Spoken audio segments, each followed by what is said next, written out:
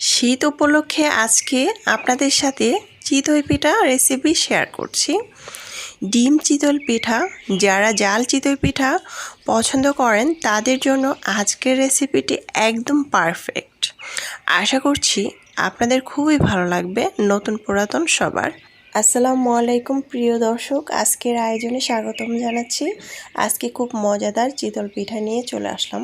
প্রথমে আমি চালের গুঁড়াটা 10 মিনিট ভিজিয়ে রেখেছিলাম। এখানে আমি নারকেল দিয়েছি আধা কাপ, তারপরে এখানে দিয়ে দিলাম বেকিং পাউডার 1 টেবিল চামচ, 1 টেবিল চামচ লবণ দিয়ে আমি এটাকে ব্লেন্ড করে নিয়েছি। তারপরে আমি আপনাদেরকে ঘনটা দেখাচ্ছি, কতটুকু ঘন রাখতে হবে। নারকেলটা দিলে খেতে খুব মজা হবে। তারপরে পরবর্তী আয়োজনে চলে আসলাম। একটি বাটিতে পেঁয়াজ কুচি আর কাঁচামরিচ কুচি। পেঁয়াজ কুচি আমি 2 টেবিল চামচ নিয়েছি, কাঁচামরিচ 2 টেবিল চামচ নিয়েছি, ধনেপাতা কুচি নিয়েছি আধা কাপ, লবণ দিয়ে দিলাম হাফ চিমটি। এখানে আমি দিয়ে দিলাম একটি ম্যাগি মশলা, তারপরে 2টি ডিম। এখন আমি ডিমটাকে ভেঙে নিচ্ছি কাঁটা চামচ দিয়ে, দেখতেই পাচ্ছেন। আপনারা যদি জাল বেশি খেতে চান তাহলে জালটাকে বেশি দিতে পারেন, জালের পরিমাণটা একটু বাড়িয়ে দিতে পারেন। তো আমার কিন্তু এখানে আরেকটা ডিম দিতে হবে, আমি আরেকটা ডিম ভেঙে দিচ্ছি। দেখুন, এটা কিন্তু খেতে অসম্ভব মজার হয়েছিল। আমি আজকে বাসায় করেছি, তাই আপনাদের সাথেও শেয়ার করলাম। এতটাই মজার ছিল। এই প্রসেসটা ফলো করে বাসায় আপনারা একদিন ঝটপট তৈরি করে ফেলবেন। আমার কিন্তু খুব সুন্দরভাবে ডিমটা হয়ে গেল।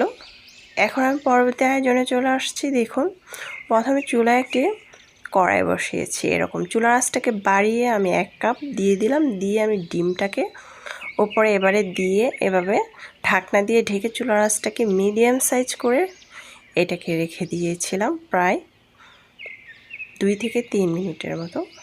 দেখুন, খুব সুন্দরভাবে হয়ে গেল। খুব সুন্দর একটি ফ্লেভার আসছে। এক এক করে সবগুলো আমি বানিয়ে নেব। এখন আমি একটি বাটিতে পরিবেশন করে নিচ্ছি। এইটা কিন্তু যে কোনো ভর্তা দিয়ে আপনারা পরিবেশন করতে পারেন, তাছাড়া মাংসর ঝোল দিয়েও খেতে পারেন।